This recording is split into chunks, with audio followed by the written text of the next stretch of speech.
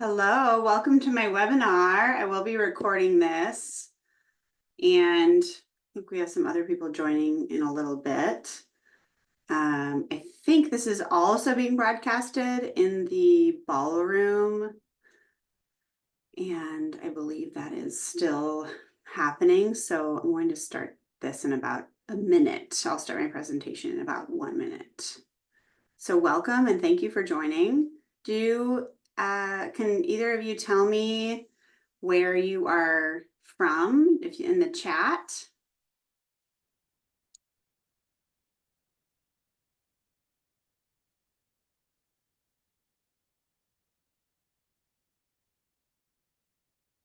Oh, great.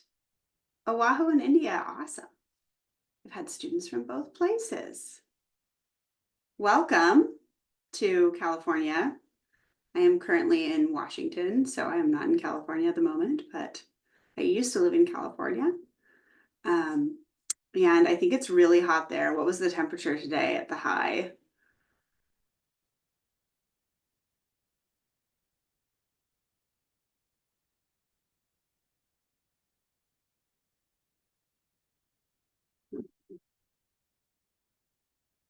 Hold on a minute.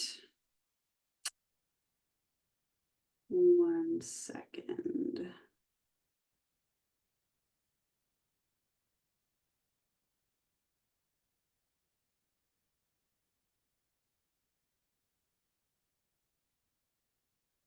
Getting this broadcasted from the ballroom.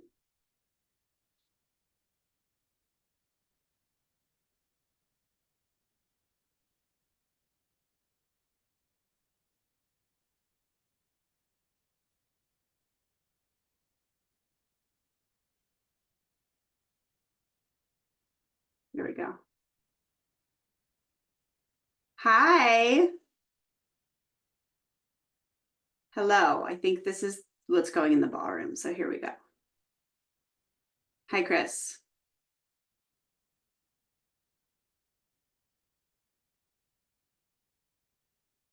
Okay, welcome. Hello, everyone. If this is broadcasting somewhere, thank you for joining. We have a few people on here from different places. We have Hawaii and India, and I know there are people from a lot of other locations.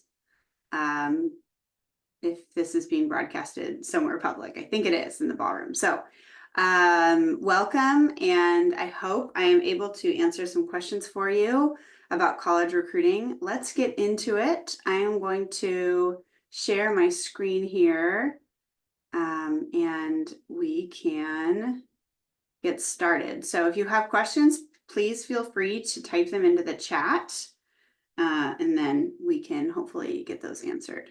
All right. So again, welcome. Thank you for attending my college golf seminar.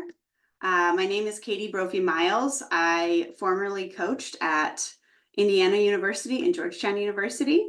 And 7 years ago, I started my company where I help kids with college recruiting. Prior to that, I also played college golf and I played at Notre Dame. I am also an LPGA Class A professional. And I am based in Seattle, although I have lived in the state of California and lived there for a little while. I am going to admit somebody else in here. All right. I have helped students from these countries, and I know that there are students participating from these countries and others at this tournament. So if you're here from somewhere else, welcome to the States. And I hope that you are enjoying the heat in the desert. All right, so these are some of the places where I have placed students. So we have a lot of different schools in America, all across the country, and I'll talk about that here in a little bit. So these are some of the examples of places where I have placed students. So we will be talking a little bit more about that in depth here later in this presentation. I like to first start most presentations, especially at golf tournaments, by saying that I was just like you, junior golfers out there. I was wondering which place would be the right fit, which coaches would recruit me, And, disappointingly, there were some places that never got back to me. And that was all part of my journey. And I did end up playing college golf. As I said, I played at Notre Dame, and it was an amazing experience, but it was definitely not without some trials and tribulations and questions as whether or not, as to whether or not this would actually happen for me. So it did. And if you all want to make this happen, it can happen for all of you. So keep believing that it can. For the parents in the group, I like to say that I can empathize because I recently went through preschool admissions, so I understand the desire to have your child end up somewhere good, and to take care of them and to try to do everything that's in your power to give them success. I like to kind of give an overview too of what my presentation will entail. So I'm going to talk about a few recruiting myths. There are a lot of other myths that will be not included in this presentation that I'm sure you've heard. I'll do a little overview of the NCAA, NAIA, and the NJCAA. I am going to talk a little bit about finding the right fit and how to do that, and I'll have a few junior golf parent tips at the end. So some of the myths that I hear a lot, and I'm sure many of you have heard as well, is that if I am a good player, coaches will find me. So all I need to do is play good golf. Some of that is true, yes. However, you need to be proactive about the recruiting process. If you are interested in a place and a coach has never heard from you, it is likely that they would assume that you are not interested. And so that's also something to keep in mind. So if you are interested in a school, you have to be proactive and show them that you would like to learn more about their program, or even say explicitly that you would like to play for them. Division I golf is the only path for me. This one is a common one and one that I hear a lot. People talk about scholarships within other divisions, and they don't think that there are opportunities, and that is not true. I have had students in Division II and Division III and NAIA and NJCAA as well earn scholarships, and we'll talk about the allotments that are at each of those different levels. So the last myth I'm going to mention is that coaches will accept any walk-ons who can get in on their own. There are limited spots on college teams now, and there are fewer spots and maybe fewer spots in future years if there are limits that will be placed on college rosters at the Division I level. So that is something that may be coming. And so it is really important to be mindful of you trying to find a spot in a program and being proactive about that process versus hoping that you get into a school and then maybe sort of at the very end of the process, maybe you could get in to get onto the team later. So again, really important that you're really strategic and thoughtful about your college recruitment. So if you want to throw into the chat maybe some other myths that you have heard about college recruiting, we could talk about those here, and we could even talk about those after the presentation. And there are maybe some things that you might think are myths, or maybe people have told you that you're not sure if they're true. You could also put those in there as well. All right, so let's talk about NCAA Division I, II, and III, NAIA, and NJCAA. What are the differences? So the NCAA, for those of you who are from the States, you are probably familiar with it. It's where it is the governing body for college sports at really most of the high-level institutions and the big brand names that we kind of all know about. So March Madness is run by the NCAA. And the NCAA has a committee that would be present for all championships, and they make sure that every student who is participating in the NCAA is eligible to do so. So anybody that is intending to play NCAA sports would need to enter the eligibility center with the NCAA and register. The NAIA is the National Association of Intercollegiate Athletics. They're housed in Kansas City, And they're the governing body for another organization that has 28 sports. So golf is one of the sports that is run by the NAIA, and there are opportunities to earn scholarships and to play on programs in the NAIA as well.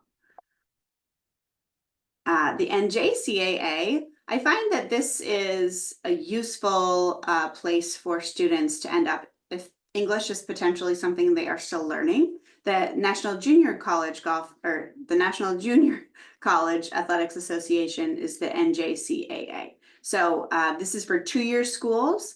And a lot of the time, if you are attending a two-year school, you might end up at a four-year school after that. So it's a really good path if you are, as I said, potentially learning English as a second language, or you didn't fulfill the requirements to play at the NCAA Division I, II, or III.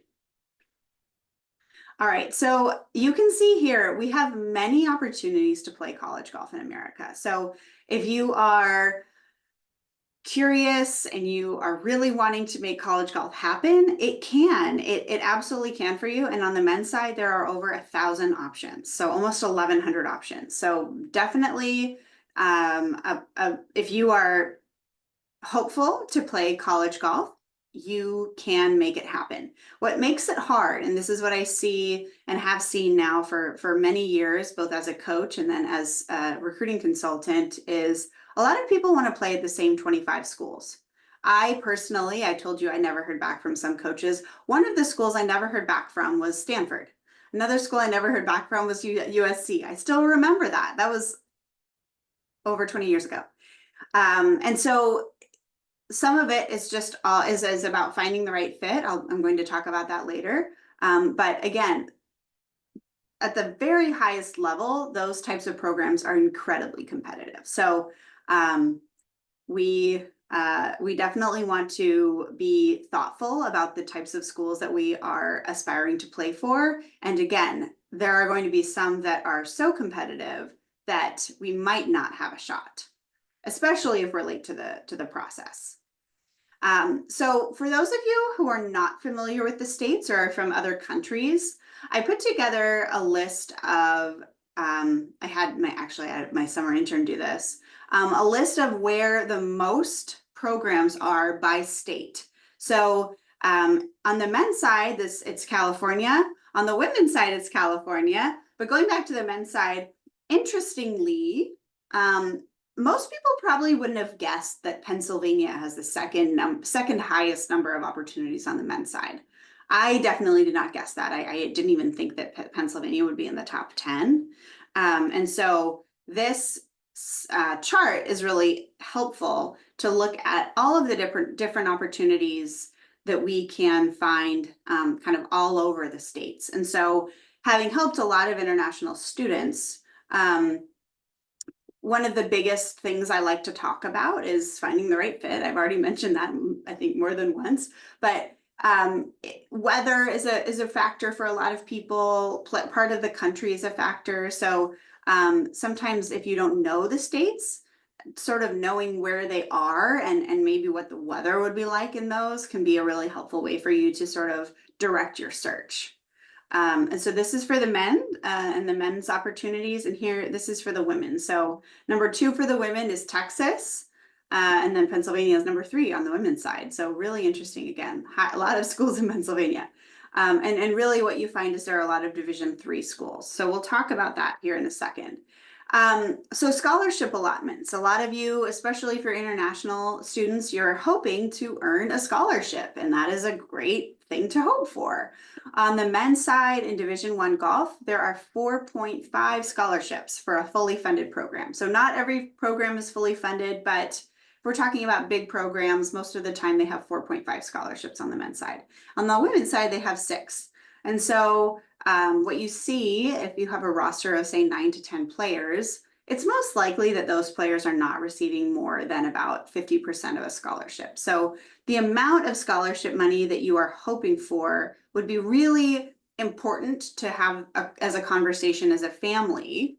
And then say, you know, okay, if we intend to earn such and such amount of scholarship, then we probably need to be targeting a certain type of program, because if, say, you're trying to play on a men's program and you're one of the, say, worst players on the team, it'd be very unlikely that you would be earning more than 50% of a scholarship. However, if you're one of the best players on that team, then it would be possible for you to earn more than 50% of a scholarship. So just remember that your value as a player and where you are in that lineup could potentially impact what type of scholarship you receive. So it's really important to think about that, especially if that's one of the driving factors of where you will be going to school. I did mention that Division III sports does earn scholarships. So there are no scholarships that are going to be available from an athletics perspective. However, the number is 85% of students who are playing Division III sports will receive some form of merit-based aid. So I've actually had players at the Division III level, international players specifically, earn $30,000 in aid per year. And I've had the most I had a student earn in Division III was $52,000 in aid per year. So you can definitely find really good opportunities at the Division III level, and it's worth pursuing, especially if you are hoping to earn a scholarship. And I'm talking to a few coaches in the next few days about this. So again, Division III could be a path, especially if your golf is maybe not what you're intending to be the main focus of your 4 years in college. So athletic scholarships can kind of range from earning books or maybe like a very small scholarship to a full ride where you have everything paid for, including, say, student fees like insurance, health insurance, or even flights back and forth from your country. Those actually would be expenses that could be paid for by an athletic scholarship. So it can be very significant, depending on where you stack up and how much the coach wants you. So in terms of rules, we've got a few things that are important that have happened for some of you and maybe not quite yet for others. So June 15th, following your sophomore year, is a really important date for Division I and II universities. So that is the first date that college coaches can contact you. And so for example, in the class of 2026, coaches have been able to contact you. And so you might see, especially if you're a top player, you might have gotten a ton of calls from coaches or texts on June 15th. If you are not a top player and say you're not ranked super high, then you might not have heard from coaches at all on June 15th. Some of that depends on where you are in the rankings. Some of that depends on how much you've been reaching out to coaches proactively. And so all of that sort of plays into that, whether or not you've had a busy kind of 3 weeks of recruiting so far. I guess it's been a month. Oh my gosh, it's today though. It's been a month. Okay. Another date that's important that's coming up in a month and a half. No, in half a month. August 1st is the first day that you as the class of 2026 can meet coaches on campus. So a coach can say, we'd love to pay for you to come visit campus, or we'd love to meet you on campus. It's going to be an unofficial visit, so that means we can't pay for it. And so that August 1st date is the first day that you can. So if you are, let's say, on a trip to the States and you're maybe playing in a series of tournaments, I've got a few students that are doing that right now. You actually can visit campuses and you can visit on your own. However, you can't meet the coach in person. So something to sort of think of. You can do this on your own, but this is the first official day that you can talk to a coach on campus and have them show you around or meet the team.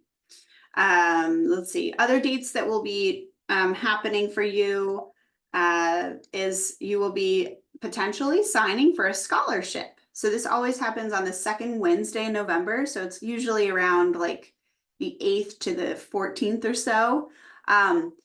This date is your official signing, where you would be signing your national letter of intent. So you are going to be signing a legally binding document that sort of commits you to that school and that coach.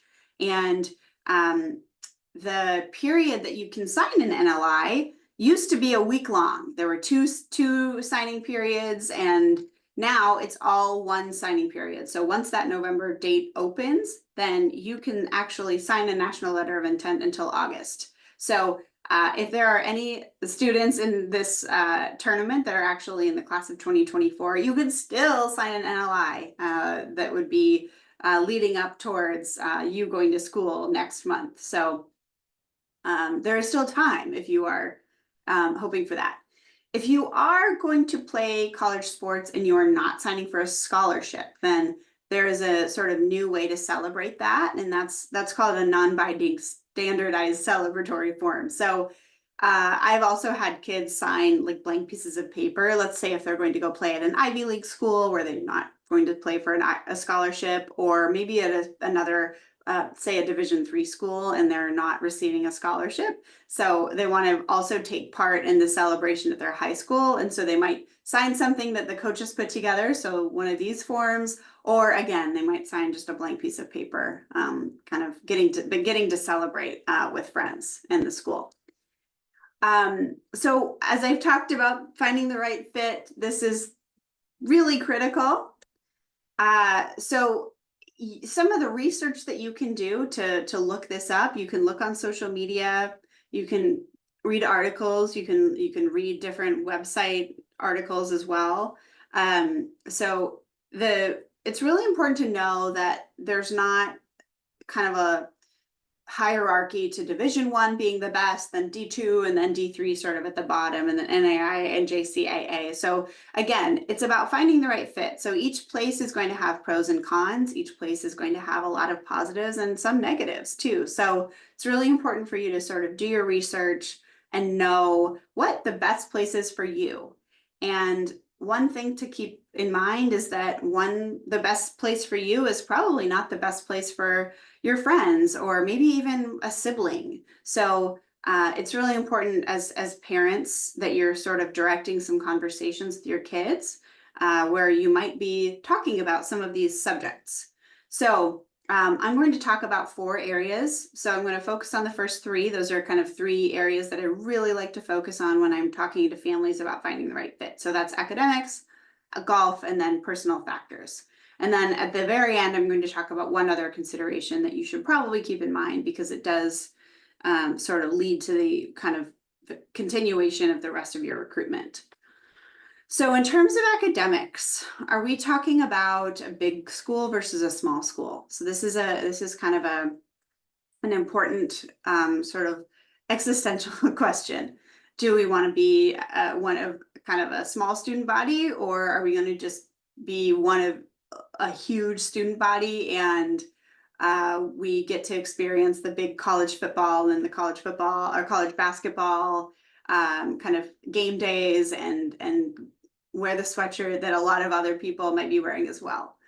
Are we talking about a public school versus a private school? At this point, tuition at private schools is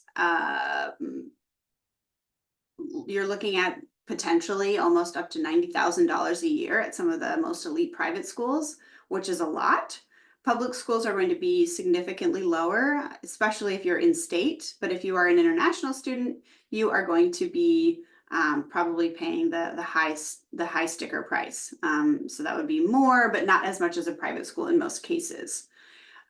So at big schools, you would probably have a lot of opportunities for research, maybe more chances to study under a famous professor, or maybe somebody that is studying under a professor. So you'd be maybe a few steps down. Looking at the strength of a degree program is important. So does the school offer your major, what you're intending to major in? When I was a coach, I always worried if I was talking to a recruit that wanted to major in something that we didn't offer. So that always told me that they hadn't done their research and they were in trouble because we didn't offer what they wanted to study. So they probably weren't going to come there. So really important that you are looking at not only the school and the golf program, but you're looking at what the school offers for your son or daughter, or for you, who's the junior golfers who are on this call. Make sure that the school offers something that you're interested in. And if you're not sure yet, that's okay. But maybe have some conversations with your parents about what might be interesting to study or what types of degrees might lead to future types of careers.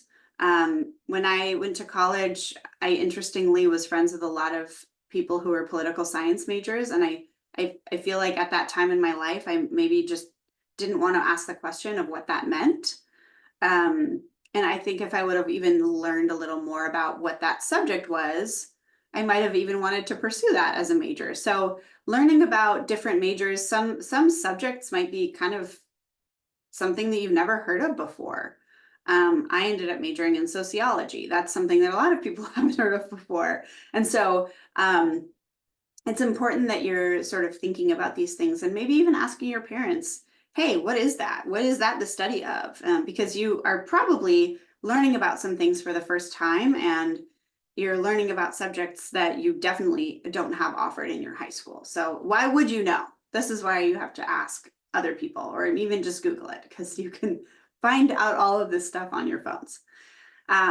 Again, other opportunities for internships and different things for continued study would be something to look into.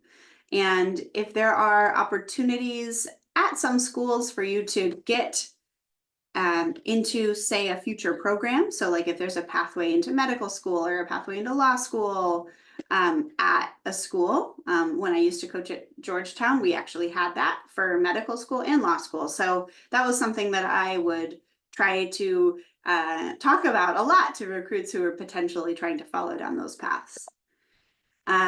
So let's talk about your golf opportunities. So this is the athletics portion of finding the right fit. What I find in helping clients and sort of at this side, on this side of things, is they might hear from coaches and they might hear from coaches just a little bit. And so they're not sure the level of commitment from a coach.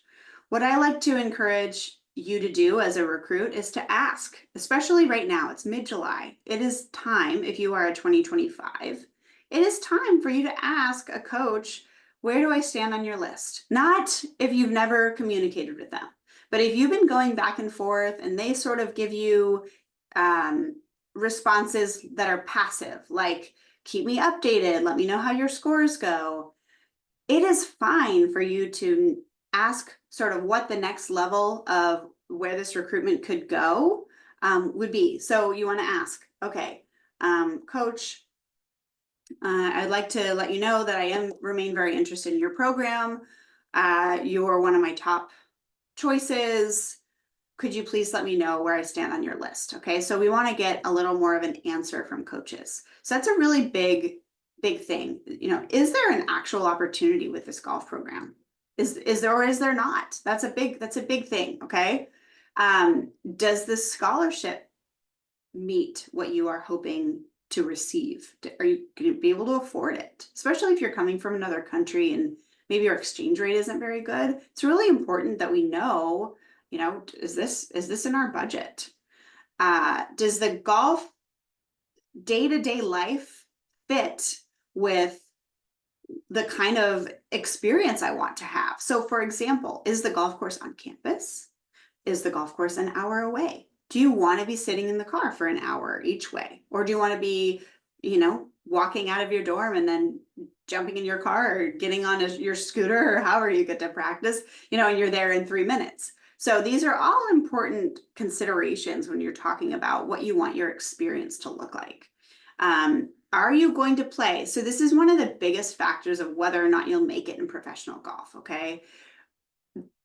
Actually, the biggest factor of whether or not you'll make it in professional golf is, are you going to make the lineup?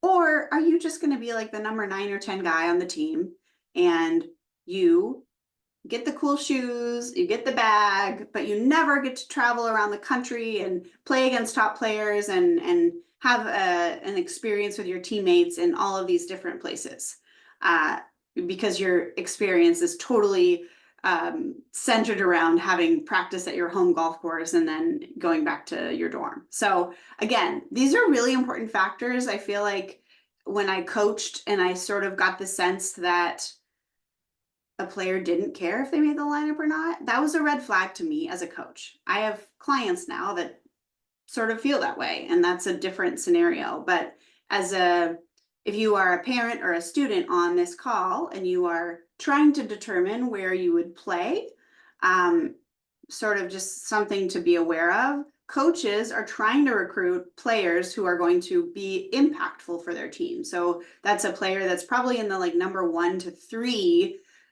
spots in their lineup. So they're not probably going to be recruiting a number 10 player. Okay, so that's something to be really thoughtful of when you're looking at maybe where your scores are relative to college players.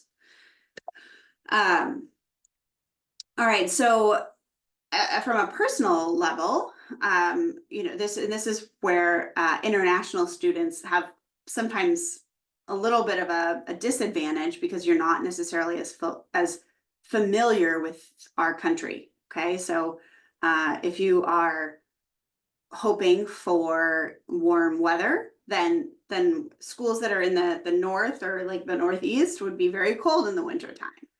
And then you'd probably want to look up on Google, what are sort of temperatures throughout the year at those types of places. Where would you like to end up after college? Are you just kind of talking about going to college for 4 years and then you already know sort of where you'll be after that, or are you going back to your country? It's really important to recognize that where you go to school might indicate where you would spend or where you would likely get recruited to work outside of your 4 years in college. So, for example, I used to live in the Bay Area, and a lot of people think that the number 1 feeder school to Silicon Valley is Stanford. It is not. It's actually San Jose State, because in terms of numbers, San Jose State is much larger and they place a lot of people in the Silicon Valley. So they get great jobs out of that school. So, and when I coached or when I went to school at Notre Dame, we were located in the Midwest and a lot of people ended up in Chicago. Just like when I coached at Georgetown, there were a lot of my students that ended up in New York, and they are still in New York. So whenever I go to New York, I have a whole bunch of people to see who are former players of mine, and they're still there. So again, climate and weather are important. Where you want to end up is important. If you have a certain religious affiliation and you want to go to school at a place that also shares those same views, that's an important factor. And again, the career aspirations really kind of hinges from what that major would be, unless you have something that you're studying and then potentially want to go into something different. All right. And that's a picture of me at Santa Clara University, also in the Bay Area. And again, also a lot of places, a lot of kids will be going from there to the Silicon Valley. All right. My last factor, again, kind of a bonus thing here. I talked about 3 sort of main things that you should be looking at when you're finding the right fit. But the bonus round here is the coach that you are going to be playing for. So that coach is going to be setting the tenor, setting that sort of creating an environment for you. And they are going to create a culture within that team. Is it a happy one? Is it one that helps you achieve your hopes and dreams? Is it somebody that is kind and helpful to you? Or is it somebody that kind of is negative and doesn't want to support you and maybe isn't open to you studying whatever you want, or maybe wants you to practice on your off days, and maybe it's not allowed, but they're encouraging you to practice on days that are sort of voluntary. These are all considerations and things that you can somewhat figure out in the recruiting process if you ask the right questions. So what I encourage families to do also is ask the coach, especially if they're far into the recruiting process with a program. Ask the coach if you can have a conversation with players on the team. Ask if you'd be able to maybe have a conversation with their team captain or somebody that's just finished their freshman year. And then usually you can ask some of the questions that you might want to know about the coach from that person. So other questions you could ask the coach directly would be, How would you describe the culture of your program? What are your goals for the program? You want to make sure that your goals as a player are in line with what the coach wants, because otherwise it wouldn't work. If they kind of don't care and they are just there to have everybody participate and have fun, and you want to go win a national title, that's a problem. So again, there are some questions that you can ask. And again, if you are a student and you're curious what types of questions you can ask, I actually have some articles on my website that have questions, but your parents are great resources. And I think we don't necessarily use our parents enough sometimes when we're teenagers. I was the same, but realistically, your parents have hired people before, they have fired people before, and they probably have a pretty good idea of some things that a coach, you would want to be able to ask a coach, and maybe some questions that a coach would ask you. So pros and cons. When I have students, so anybody that's a 2025 in this group, anybody that is kind of getting close to making decisions, it is really important that you make a list and that you make it kind of, you can write it, you could do it on Excel, you could make it really organized, on your computer, and have everybody share it, and your family, and again, parents need to be involved in this because it's really important. This pros and cons is an important thing for you to recognize, especially when you are putting together, maybe like you're down to a final 2 or down to the final 3. One thing that I think is really important to note is that no place is perfect, and every place is going to have cons. And so every place is going to have some things that you don't like about it. For me, when I was going through this process and making a decision, I found many things about Notre Dame that I did not like. However, there were a lot of positive things that outweighed those cons, but the cons definitely needed to be addressed in sort of my family situation, or even with the coach. I was able to kind of like make sure certain things were clear first. So if there are cons that you can manage, or if there are, say, pros that make it very clear that you should be at a place, you want to be able to see that written out.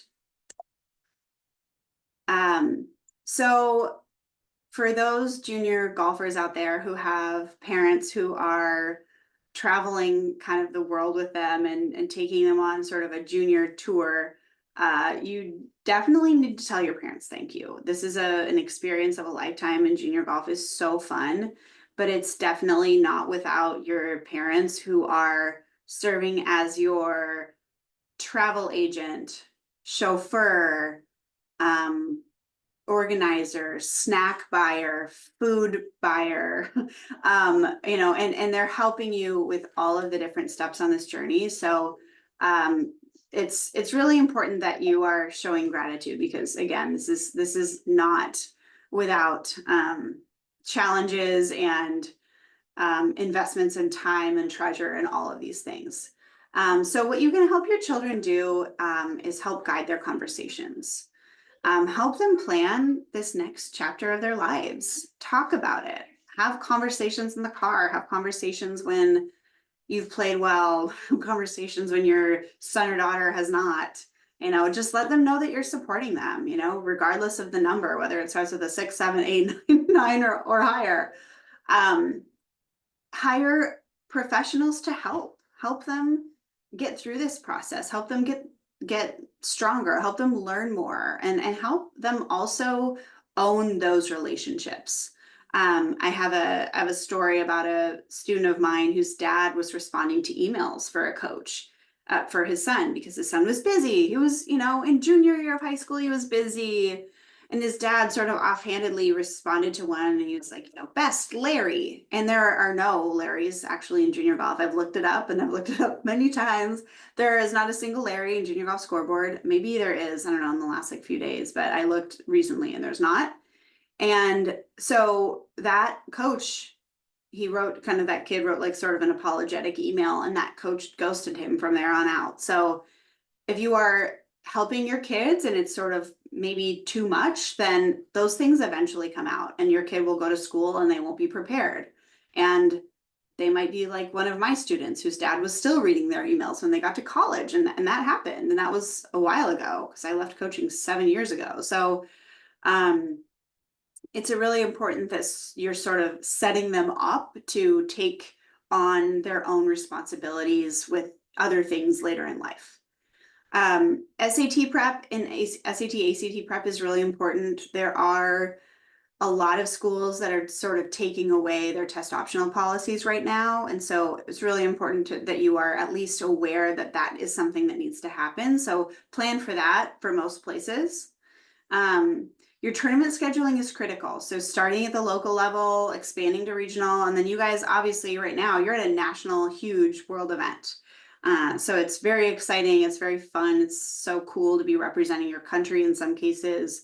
But I always encourage students to play tournaments at different levels. I actually heard from an Ivy League coach that was at a camp with them this past week.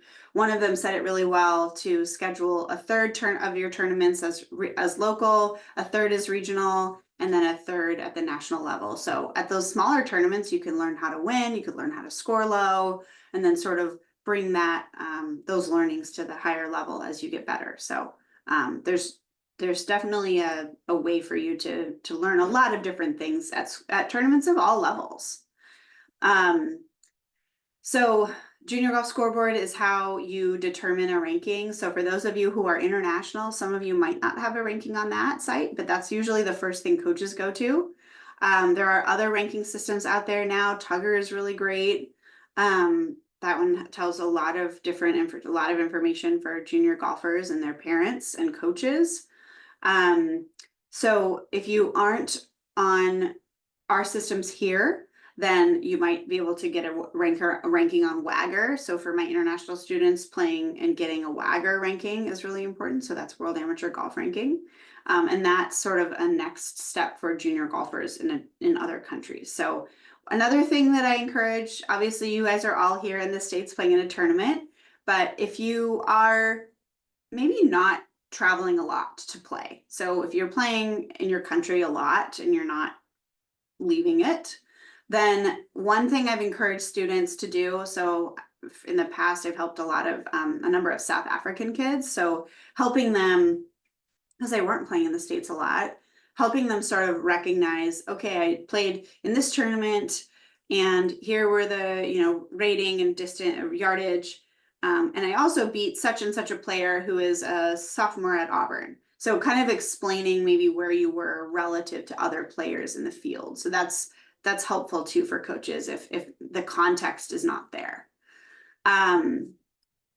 Let's see. So in order to establish a junior golf scoreboard ranking, so that's on our side in the States, you have to play in 4 multi-day tournaments. So some of you might be playing in that this summer if you're coming here for the first time.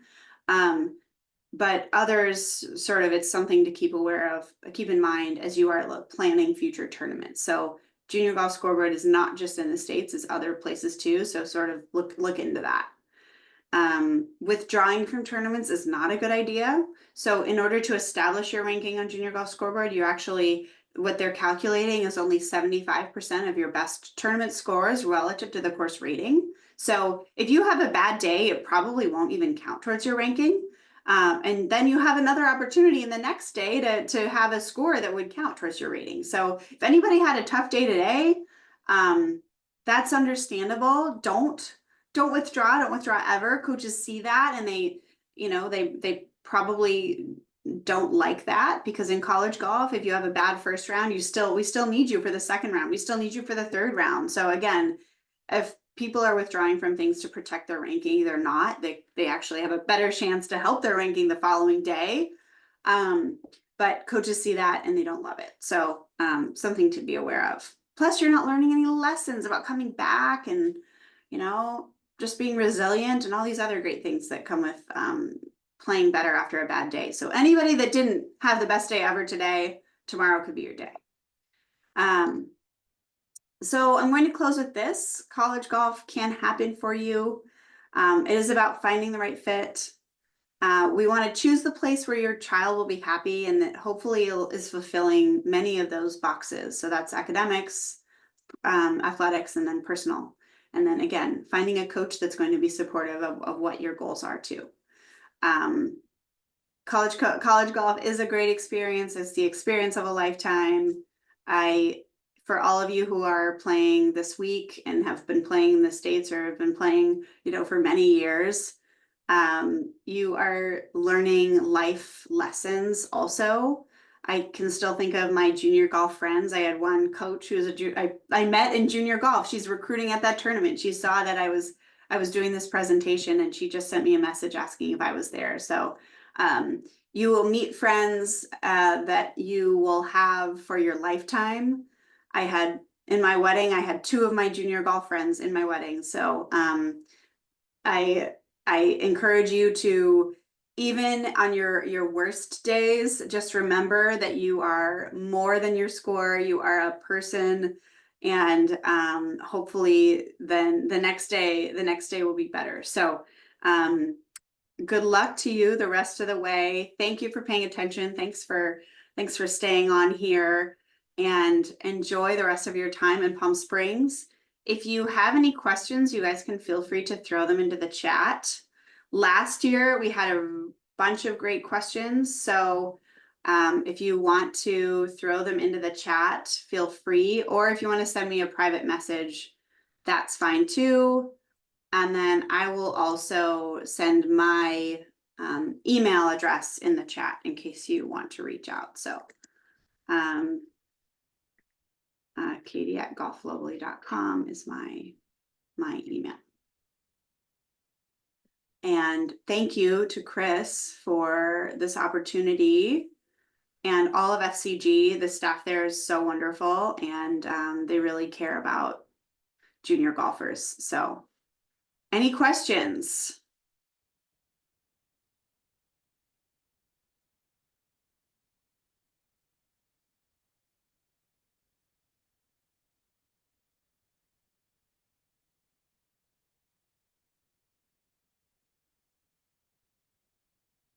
All right.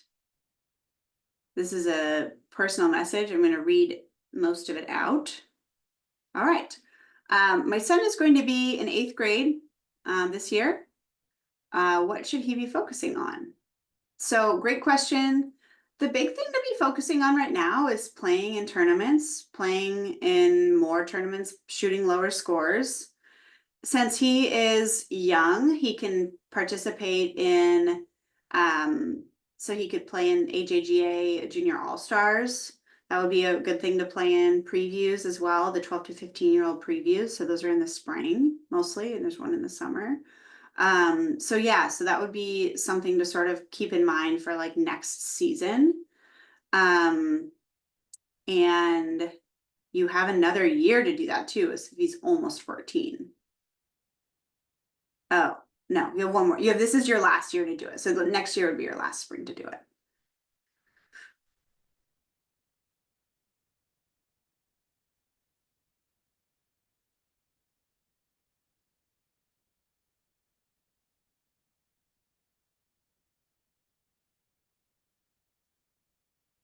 All right. Questions are flowing now. All right. What type of tournaments should my 12-year-old girl be playing? US kids are focusing on AJGA tournaments. So again, this one would be kind of, I'd say, going back to that a third. So playing in a third of your tournaments being local.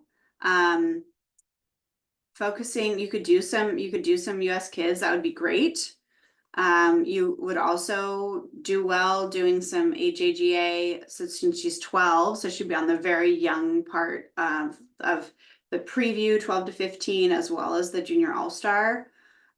So then she would maybe not get into junior all-stars because she wouldn't have enough stars. So playing in tournaments that would get her stars, that would be outside of AJGAs themselves. So FCG has a number of tournaments that have stars. I'm not sure where you live, so that would be another question, but a variety of tournaments. But US kids are still good at this point, that age. Is NLI final?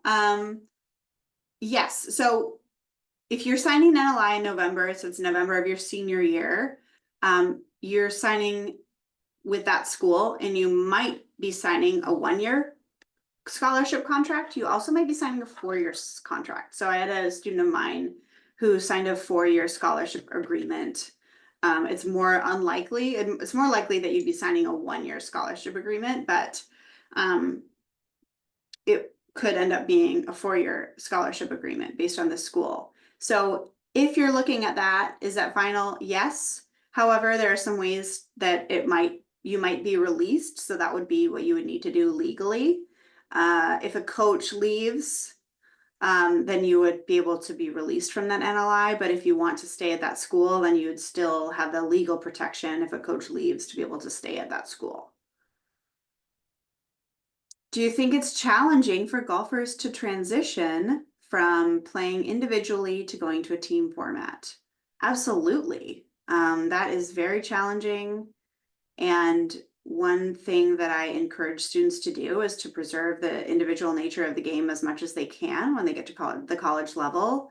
Because the hard thing about college golf is there's not someone that can come in and hit a wedge shot for you if you're not hitting your wedges well. So you have to, if you can, focus on yourself, despite, you're wearing a logo for the first time that means something, and you're like, every junior golfer has a transition of going like, okay, I was just in charge of myself, and now I'm playing for something bigger than just me. And so that is really hard. And that's why sometimes you see college players that play really well in the summer. They're not, like out with their team, and they're not representing not just one, but 5 individuals. But again, I'll really try to encourage college golfers to preserve that individual nature. If I play well, and if my teammate plays well, and this teammate plays well, and she plays well, then we're going to have a really good day. So focusing on yourself as much as you can is kind of the goal for college golf. When should your child contact college coaches? Great question. The answer is it depends. And sometimes with recruiting, it depends is an answer that's common. And why I say that, so if you're a good player, then June 15th is an important day for you. If you are, what I've observed now, if you're kind of near the top 100 in the class, June 15th is a huge day. I had a student a few years ago, I had a student that heard from 54 coaches on June 15th. And he had been contacting coaches for a while because he was really good and he was ranked in the top. He was about the top 50 in his class. So if you want to be thoughtful about sort of your recruitment and kind of when college coaches could be contacting you, it really depends on how good you are, because there's sort of a rush to get the top players. And then the reality is there are a lot of coaches that will recruit players much later.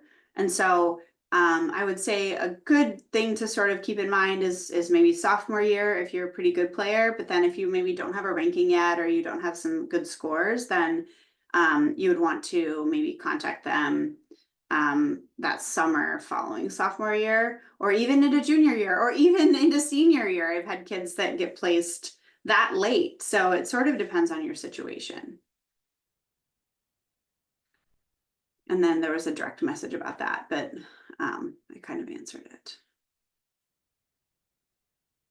All right. Thanks again for your attention, and enjoy the rest of your time, and stay cool in the desert, and good luck.